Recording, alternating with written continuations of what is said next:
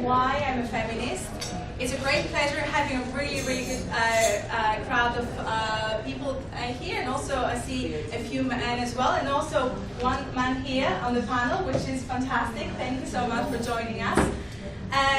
So I'm one of the speakers, but also I will be introducing the other three amazing speakers today. My name is Effie. I'm originally from Greece, but I live in London. And I'm a high-performance coach working with entrepreneurs and business professionals on their mindset, confidence, well-being, and leadership. So I will start first, and then I will pass you on to the other three speakers. So, actually, can you hear me okay? Yeah. So I'm not going to stand here. I'm just going to stand here because I just find it a little bit more personal, and it's more of my style. So there are many stats around gender inequality, and if you Google online, you will find many about. I think there are around 33,000 child brides every single day. Can you believe that? And there's a massive gender pay gap globally. It doesn't matter whether it's an Eastern country, whether it's a Western country. Women all over the world, they have less rights in social rights. They have less employment rights. However, I don't want to bore you with statistics, to be honest, because forums like this, they're more about human connection, personal connection. And although the stats are a great reason for someone to be a feminist, and these are reasons for me as well, the main reason I am a feminist, it comes down to my family story and to two women that played a big role in my life. And these two women were my grandma and my mom. So, as I said, I come from Greece. And many years ago, when my grandma was around 20 years old, and she fell in love with my grandfather, and they were engaged. She was madly in love, and these were her words, and she was describing her story to me. She realized that her fiancé had a gambling addiction. And that scared her because he couldn't keep any money for himself. And that rang a bell inside her. This is our inner wisdom. Inner wisdom is very important. And at that time, again, quoting my grandma's words, she said to me, I knew that I had to leave him, but I didn't have the strength because I was afraid of what other people would say to me. So basically, she got married to him, and the result was that she brought up two children, my mom and my uncle, whilst being a housewife, but at the same time going out to work for 12 hours a day. Everyone else was thinking that her family was wealthy. However, the true story was that all the money that my grandpa was making was spending it on gambling, and she had to provide for everyone while she was suffering in silence, because she was ashamed to say that I'm going to leave him because now it's too late. And when I asked her the question, but at that time you were basically financially independent, and also you were bringing up your two children on your own. Why did you leave him? And she said to me, what would he do on his own? What would he do on his own? I just couldn't leave him. And I just wanted to pay attention to the pattern here. Because what happened years later on, when my mom was walking to the church to marry my dad, who, by the way, was a very caring dad to me, she thought, this is not the right thing for me to do. But now it's too late. I'm wearing my wedding dress. I can't go on now. So my grandma asked her that question to her, why did you run? I will come after you and support you. What would people say about me? Like, she wore her wedding dress, she chose the right man, and last minute she just didn't do it. I would be a failure. A few years later, my mom was supporting herself because my dad wasn't contributing to the household income, and she was running her own business, and she was bringing up her child. Is the story similar? Does it remind you of anything? And what happened is my mom suffered from depression for a couple of years, and eventually she took her own life when I was 10 years old. So, as you can imagine, after that, I went through a lot of shame, like I'm not enough, I don't belong anywhere, I don't have a family, the way my mother died, all these things like played a big part in my own well-being. However, what happened is, something happened and I listened to my inner wisdom. So when I started following a pattern, the same pattern, and I caught myself thinking, if I leave this guy, and I got into a similar situation by the way, if I leave this guy, what would he do without me? He's not strong enough. I remembered. And what I did, I left this guy. And what happened? Some people tried to feed my guilt, saying things like, what is he going to do without you? Or they said to me, he is very rich. You will be a missus. You won't need to care about anything in your life again. Or you won't find a better one. Yeah. I heard all these things, by the way. They sound stereotypical, but I heard all these things. I choose not to listen to this consciously. I chose not to listen to these stories that people were trying to project onto me. And as sure as you're listening to these stories right now, you or a woman you love have experienced very similar situations.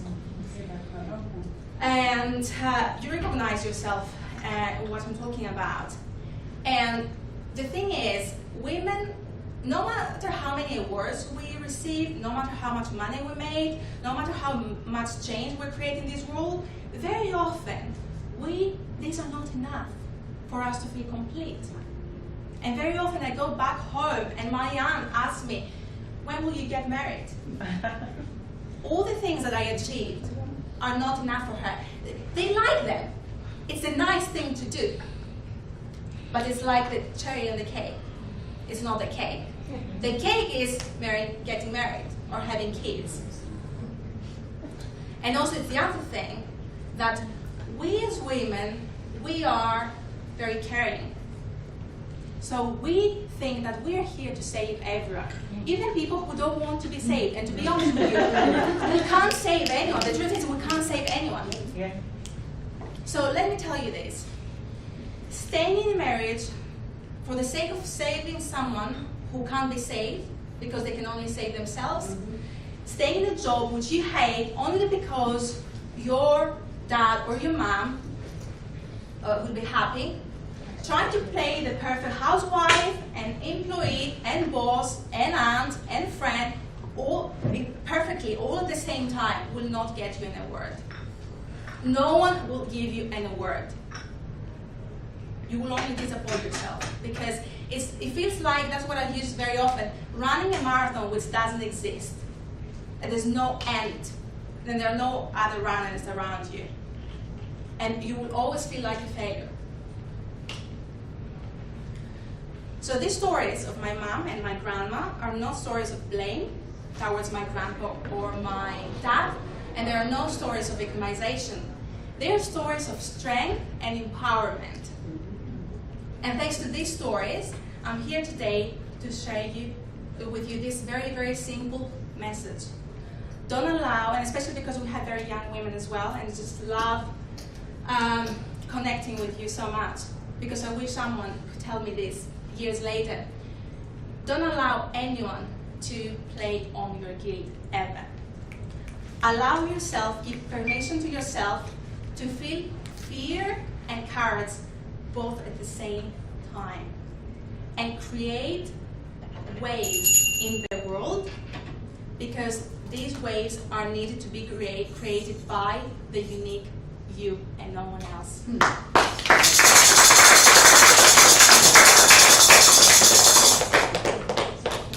Now we have the next amazing speaker, who is Anirban. Yeah, Anirban. And he's a banker and award-winning filmmaker, and we're very pleased to have you here on the panel with us. Thanks, Epi. So, start. Hello. Can you hear me? Yes. Okay, sorry. Yes, feminist. So,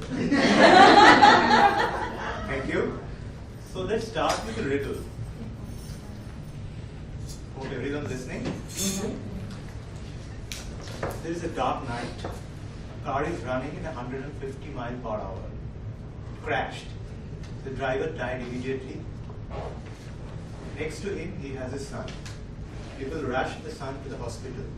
Doctors see the son, and doctor said, "I can't handle it." It was doctor's son. How is it possible the dad guy had died and the doctor is saying that my son? Yeah. Look at the few answers coming. The mother. We're standing here at the Women Economic Forum, we're talking about feminists, and a few people understand a mother can be a doctor as well. See, the thing is that why I am here. I think the part I am is the eastern part of India, so Calcutta, from there where I belong. I don't know how many of you know about the Satidaha, the women needs to die with their husband. So in 1836, was stopped by a person, Raja Ram Mohan Roy. They were the Bengali. After that, widow remarriage. It has been initiated. I think the law passed around, I think, somewhere around 1850 or something. The name was Ishar Chandra Vidyasagar. He was a Bengali. And first school, women's school happened in Pune. And very next year, first women's school called Hindu School of Women. Now it's named as Bethune School. That has happened in 1839. So Calcutta has a long history of women empowerment, and which has changed the life of women in India. So what's that made me feminist? What is the definition of feminist? Can anyone help me? Anyone in the audience? Yeah, please. A person who believes in gender equality. The most basic definition of feminism. Okay. Anyone else? I agree with her definition. Yes. Plus one. Plus two. So typically the definition calls that who believes in feminism, that person is a feminist. So why ist means there is an activism attached into it. It's an activist who try to influence people, want to talk about feminism and enforce that. But activism also has different levels. It can be local, it can be global, it can be schools, localities, everywhere. Now when the feminism started, it started with an absolute political interest that women should have equal voting power. They should have their equal presence in politics. So we talk about personal is political. Now I am moving from political is personal. See, the thing is that when we see the current scenario in India, unfortunately, the capital of India, Delhi, is known as the red capital of India as well. I had my daughter born in 2011, and within very few years, the Nirbhaya thing happened. The chief minister of Delhi was a female. She said, the women are becoming too adventurous. As per her definition, why they are outside of their home after 8 p.m. Are you joking? I'm in an MNC. We work with UK time and US time. People go home around 8:30, 9 o'clock. The place I was feeling so proud about from Calcutta. The leading chief minister, Ms. Mamata Banerjee, the rape case happened in Park Street. The female officer who was investigating and tried to prove that one of the culprit was related to her party, she immediately transferred that officer and tried to turn down the case. Nearby thing, I remember my daughter was 2 years old. I couldn't stop myself being at home when the entire NCR was there for the candle march. Me and my wife kept my daughter with the nanny. We walked. We see people are coming in auto, people are coming in Mercedes, people are walking. Everybody is joining hands. It's not that I'm a feminist. The entire India became feminist that day. They want to stop it. Stop what? What, the basic right? Not women. It's about human. Believe me, I can go more personal.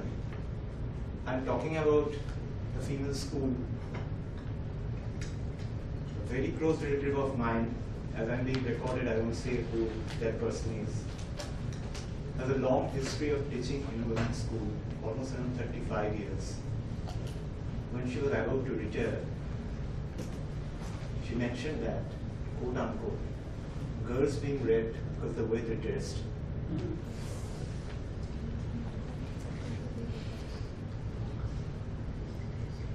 And I'm saying you can have an offline discussion with me about who that person is.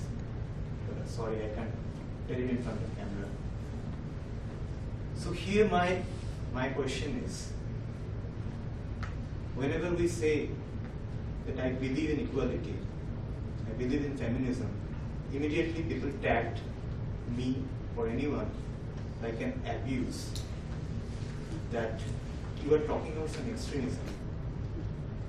In my workplace, people are from Delhi, studied in very good top colleges, top institutions. The cab driver misbehaved with her. She cried in office and said, don't even involve my family into it. They will stop me coming to office. That's a reality here in India, in the capital. I don't know whether I'm a feminist. I'm leaving up to you. Because I think I'm not doing any sort of activism at this moment. I'm just trying to raise questions so that people start thinking. Because it is very important to practice, keep on practice of thinking, keep on questioning. There are so many things we can tell at this moment. Women representation in corporate job, how many women are actually getting education, their female feticide, even for pay gap. It's a very basic question, whether we consider women like us, not daily in the pedestal, not something that we can consider as Streetham or women wealth that we can just deal with.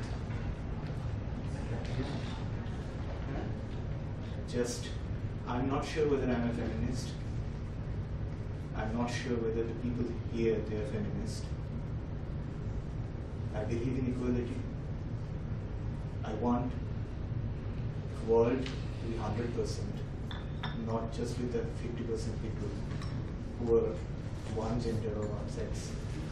Please be together, grow together. We want to see a happy world.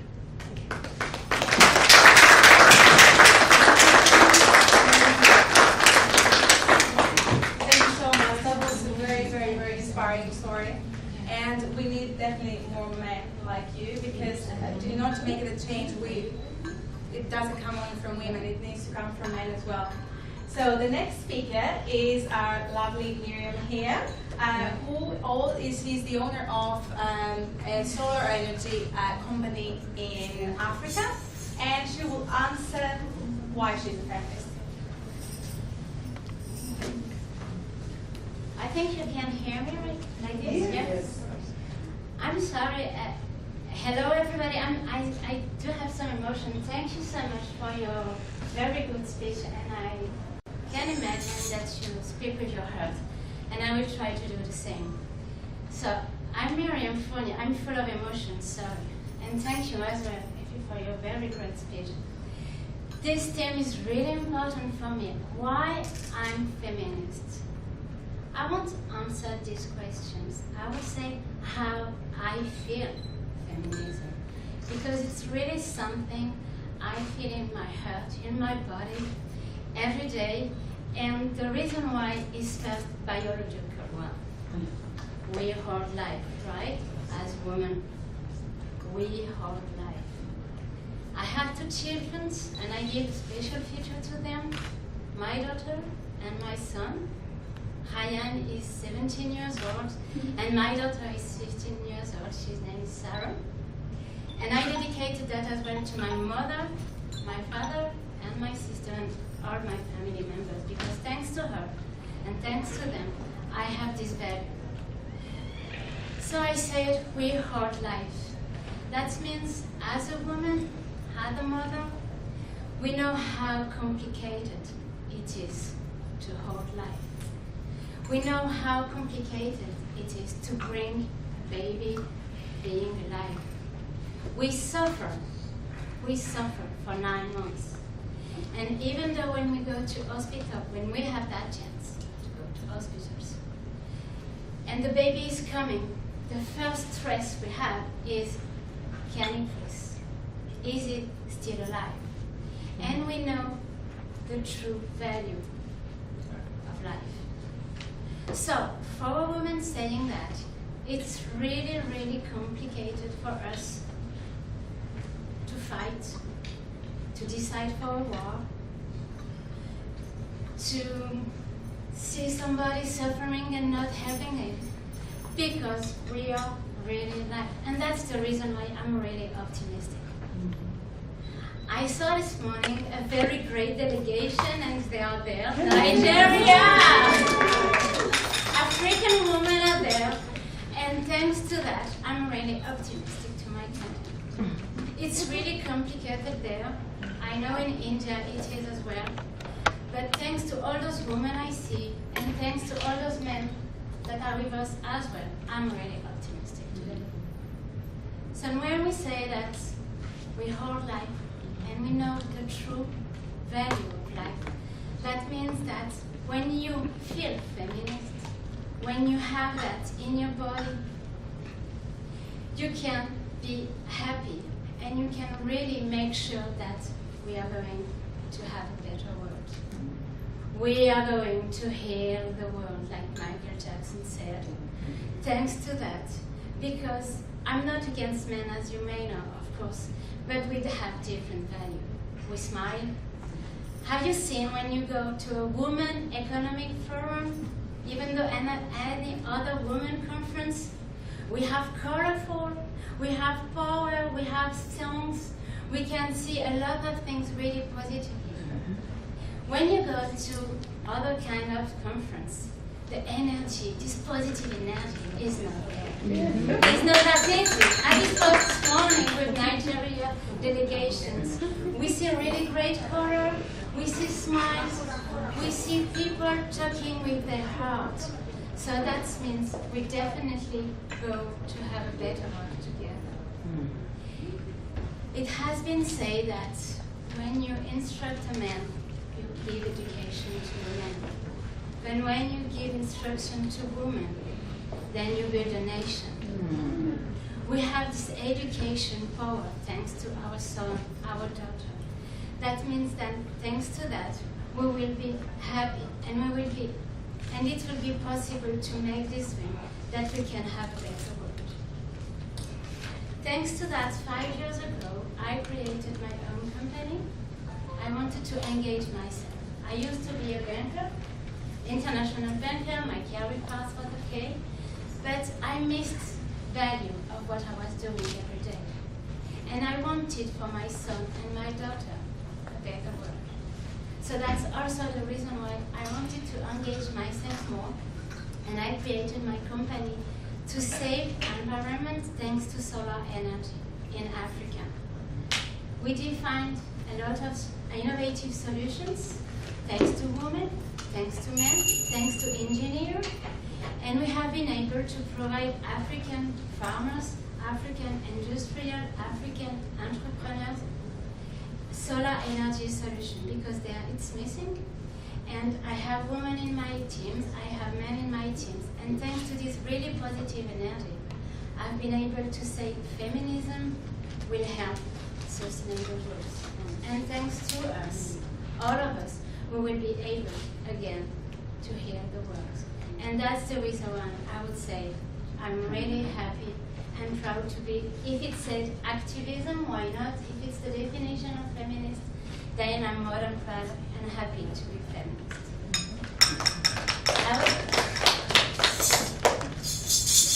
I would have to say today it's a specific and historical day for my country, and I would say with a modest ways for African countries. Algeria is fighting for freedom. And women, Algerian women, are the ones facing military census, policemen, and also they're feminists. And they are fighting for their freedoms for 8 Fridays now. I saw Cameroon, I saw Sudan, I know we have many things to do there. I know Nigeria, you are fighting as well because it's not easy. And what I wanted to say, maybe to conclude, I know I still have time, is to say we also have to pay attention. The first issue of women are women. The ones that are fighting against women are women. So that's the reason why, men, I do love you, and I know women, we have to pay attention on our heavy traditions. It's complicated. We love our songs, we love our wear dresses, we love really our history, our culture, it's really important. But basically, the place of women that has to be changed today will be with us. We have to pay attention of our thoughts. To my daughter, to my mom, we definitely have to say that again and again. And that's the reason why those kind of events are really important. I have a friend of mine, she created a network in Algeria. I know you created a lot of network there because we have to fight against us. But I won't use the word fight. We have to raise awareness. We have to raise awareness, maybe to sing together, and we have to make sure that this network will help us. Sharing experience, sharing good ways to fight the bad things we have in this place. At the end, when you are feminist and when I am feminist, it's okay to fight against diseases, against wars, against all those bad things we have, because women, we are this positive energy, right? So thanks to that, I'm sure that we'll have a better world together. Thank you so much.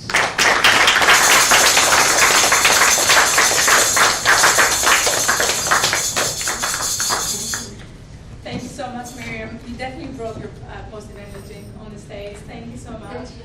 And now we go to the last speaker of tonight, and it's Bibi, who runs her own publishing house in Nigeria.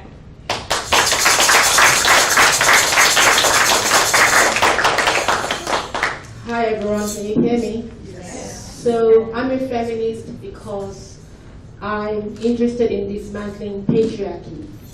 The very first thing you're going to think about being a feminist is there's a problem. There's a problem in how men and women are expected to live out their lives. And that problem is patriarchy, because patriarchy structures society to value a certain male body type. Right? We put value on sons. We put value on men. And that value means that both men and women are at a disadvantage. Patriarchy disadvantages men, but they just don't know it. Women, it disadvantages women, women know it, and this is why feminists exist and feminism exists. This is the reason why women come together at a Women's Economic Forum. because we recognize there's a historical and existential disadvantage to women and against women. Women are the ones who are being killed on a daily basis, whether it's through rape or through infanticide or through sati. In India, once upon a time, which is widow killing, okay? Widow burning. It's women who are burned at the stake for being witches. So I'm a feminist because I want to dismantle the structure that limits women, whether it limits them by binding women's feet or forcing women into corset or women into having to be concerned about their bodies. I think there's a problem where we think about the images we consume that says we're too skinny, we're too fat, we're not just right. I think it's a problem. So I'm really interested in what feminism has done is to provide a language for thinking through some of the issues we have in our societies, especially issues that disadvantages women first and foremost, even though it disadvantages men as well. Because what patriarchy does, it makes men feel they're uncomfortable about being vulnerable.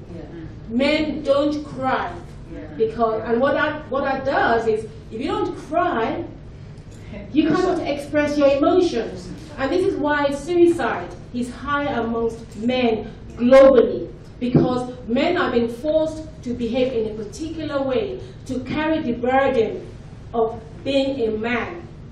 They're forced to provide when they're incapable of providing. When a woman is capable of providing for herself, she then gets curtailed from doing so. And what that does is to put a burden on the man in the house. And when a man cannot provide that, they start becoming violent towards women. The violence against women, it is not accidental. It is because there's a recognition of a certain power that women have. Women have power, and we need to recognize that power that we have. Now, when I think about power, we have to understand power in two ways. Well, in three ways. Power to, power over, and power for against.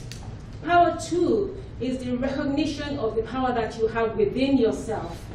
Okay? We have this power innately within us, which is about our capabilities and our abilities to do things, to make things happen. And power over. In order to have power over somebody, you must recognize that that person has power too already, has capabilities that you have, they have, and you need. So you must subject them. You must subjugate. So this is why you have slavery, you have sexism, you have all of these different things, because you need to suppress those you think has power in order to exert maximum resources from them. If you don't recognize that they have power, you can't do anything with them. So you have to make sure you make them even think that they don't have power. And then they start thinking, you men in particular are a scarce commodity. Men are not scarce, they're everywhere. But somehow we think they're scarce. So therefore we're chasing after them. We spend a lot of our energy chasing after so-called scarce resources. They're not.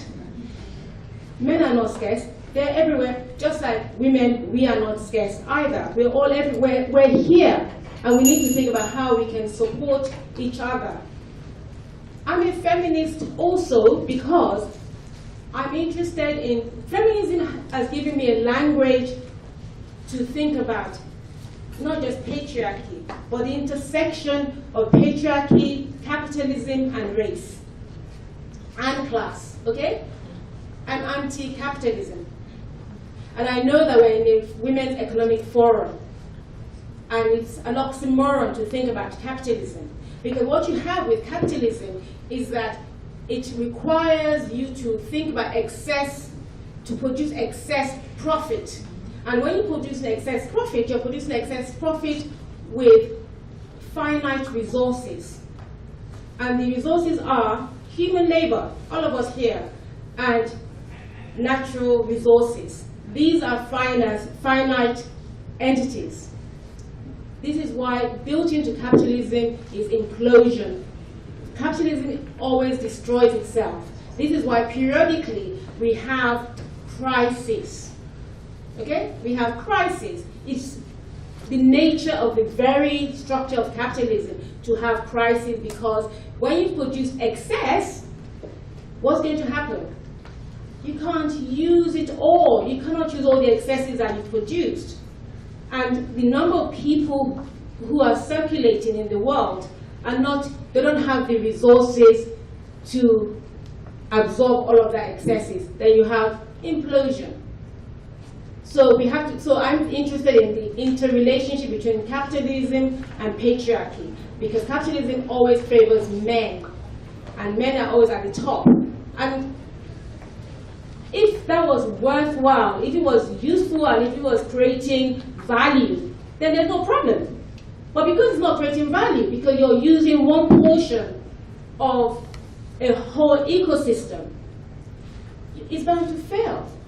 So I'm really interested in how do we create a society and a world where all of us are able to maximize all our different strengths, our different capabilities, and how to create value systems that would allow us to live with dignity within ourselves. I'm also a feminist because I'm interested in how we think about the animal world, the world in which the animals and non-human animals and the environment coexist together. How do we work together? How do we live together in a way that we're able to provide each other in a healthy way? I'm also a feminist because I like power. I think it's important that we, as women in particular, that we understand power and we understand what power can do for us and what we can use power for. We can use power to enable ourselves, within ourselves, to recognize all our own strengths. We can also use power to support and help each other. I don't think that if we have power and we just simply use it for ourselves alone, it's going to be of any use.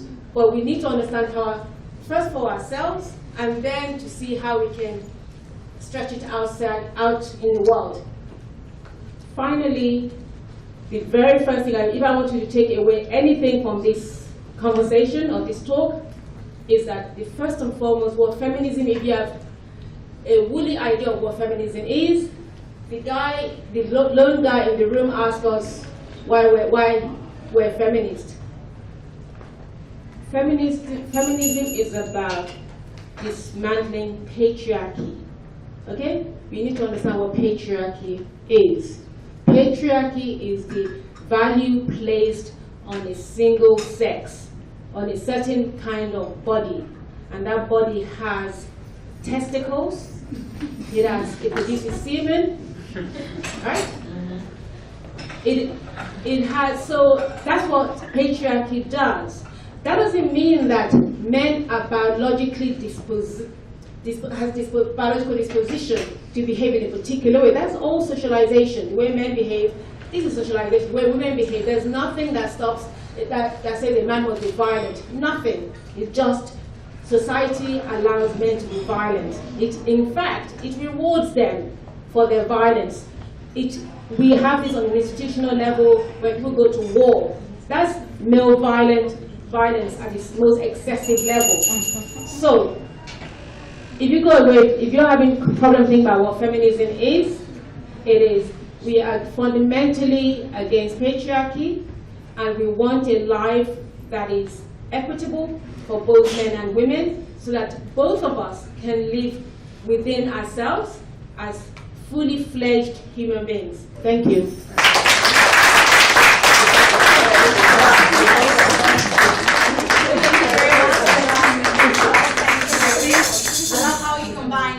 You put into the conversation patriarchy as well, capitalism, and even anatomy, body anatomy. Thank you. Before we finish the session, the last thing we're going to do is like a short Q&A. If you have any questions, And also before you go, because you're such a lovely group, let's have all a picture together. So don't go after the Q&A. So do you have any questions at all? Yes, please. What is your name? My name is Nabaran, and my question is like, Are you a feminist? I am a feminist. I most definitely am. So like, I'll say a story. When I was in class 5, we had democratic politics as one of our subjects, and there we had a word in bold letters, and that was feminism, and the other word was feminist. And in the side of the main columns, we would have the word meanings of those boldened words. And the meaning of the word feminism was it's gender equality. And that was the day when I decided that I am a feminist. Not because someone had been raped, not because maybe someone was getting beaten up at home, but because I have got moral values. And my question is, like, why do people wait for someone to get raped, or their mothers to get beaten up, or their mothers to be not allowed to work to be a feminist? Why isn't it inborn? Why isn't it wired into the brain? Why can't parents teach their children to respect women? Not just women, to respect men, women, in both the extremes of the gender spectrum, and also those, all who are in between, the transgender, the transsexuals, the intersex, all the sexual and gender minorities. So that is my question, and it's for all the four of you. That's a very beautiful question. Would anyone like to start first? Maybe if I can. See, the thing is that the thing I told during my session that you only said that you were a feminist. And that's exactly what you're doing, raising the question. As it is so natural, we often forget that it is important. Look at here. All the 5 fingers are different. Do we treat them differently? Yes, we do. According to the use. According to the use, but when you wash your hand, you say that I will take it away. You don't, right? No, that is a different thing. But you are just said, okay, whether we treat the 5 fingers differently. I said yes, according to the use use. them differently. It means you are treating them differently because you are not using this thumb for something which is you using for this. Use and treat are different things. Yes. Use and treat are different things, right? I mean, women definitely have a different place there. Men, See again, when you are saying the woman has a different place, so till the time you make a woman and see a different being from a male, so then how will you get that equality you are talking about? We have to treat the human as human. equality means given equal opportunity. Obviously, men and women are different. They are biologically different. See, again, you are saying that, see, biologically difference and a different, see, when you say the biological difference is there, then there will be a difference. Yes, generally, because something which you can do, a woman can't do. So again, you are making, Okay. this equality. Okay, listen. Can I see your face, please? Yeah. So, there's biological differences, obviously. What we make of that biological differences is culture, right? What each culture would decide on what that biological differences mean. What this biological body means in India is different from what it means in Nigeria. So therefore, there's nothing natural about the way a man behaves or a woman behaves. What it does is that society, each society decides, in this society, a woman must not lift heavy load. In that society, a woman can lift heavy load. So that biologically, our bodies develops according to the activities that we put our bodies through. The stuff of chromosomes and all of that stuff, those are biological differences, okay? But that biology can change. We can work on our biology. We work so that that's what we bring to culture. That's what culture brings to biology. So if we were to say our hair grows, if we were to leave it naturally, it will be unruly, okay? So we temper it with culture, with code. We put shampoo on it. That's cultural intervention on something that's natural. Does that make sense? So that's the point we're trying to say. So the point of what he said about the usage, what do you use? You use your fingers, and your challenge.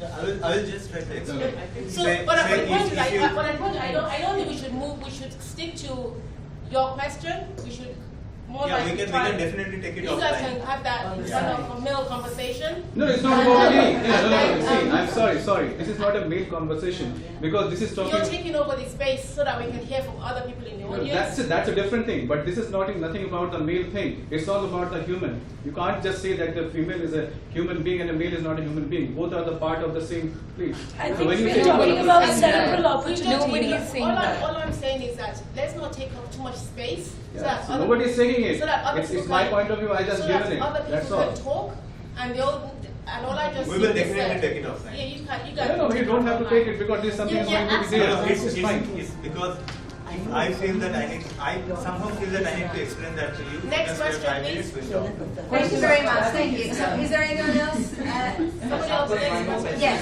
No, somebody else can ask the question, please, because we know you want to ask because there's quite a few other people in it. Just a small one, but it will be a big answer. If there is another question, then we'll start with the other question. Is there any other question? Are there any other questions, please? No, go ahead. Go ahead. Okay, so today we are in this 5-star hotel, sitting in this air-conditioned room, talking about feminism and stuff. But what about those millions and millions of Yazidi women? What about those women in Northern Africa who are being abducted, kidnapped, raped? What about those women? What are we doing for them at an international level? And how can we help them at a personal level, at a local level? What can we do to contribute towards them? So, if you don't mind, I will go quickly. So, thank you so much. I will also say first things. Feminism is, to me, exactly the same as humanism. We can't see a difference, so you're absolutely right, and maybe you can agree together. Because when we say feminism, it's because we have 2,000 years. 2,000 years of rights to run before or after, because the rights of women and the rights of men are different. So that's the reason why we focus on feminism. But of course, it's for humanity, as we said. Men are okay, they have all other rights, but we don't forget them. But we have 2,000 years to put on for women. So that's the reason why we're concerned. For your question on what we are doing, you're absolutely right. Even though this conference in a 5-star hotel with air-conditioned room is really important because we share each other.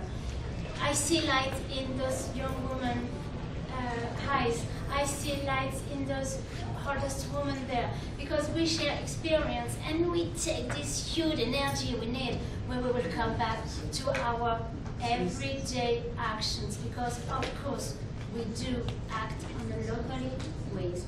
She coached entrepreneurs. She published books. You do a lot of things, I'm sure.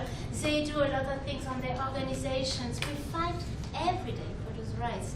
But sometimes it's important to meet each other, to contact, to connect, to make sure we have this channel all around the world and we keep and we take this energy from you and we receive and we give this energy. So that's really important. I won't say I'm really proud of what I'm doing and what my daughter is doing and what you are doing, but it's really important to share. So locally speaking, feminism is a behavior. That's the reason why I said I'm not a feminist. I feel feminist. Thank you so much.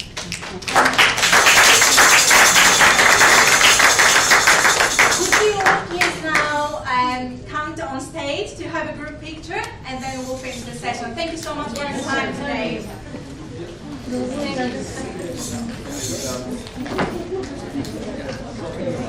Somebody buy a shoe.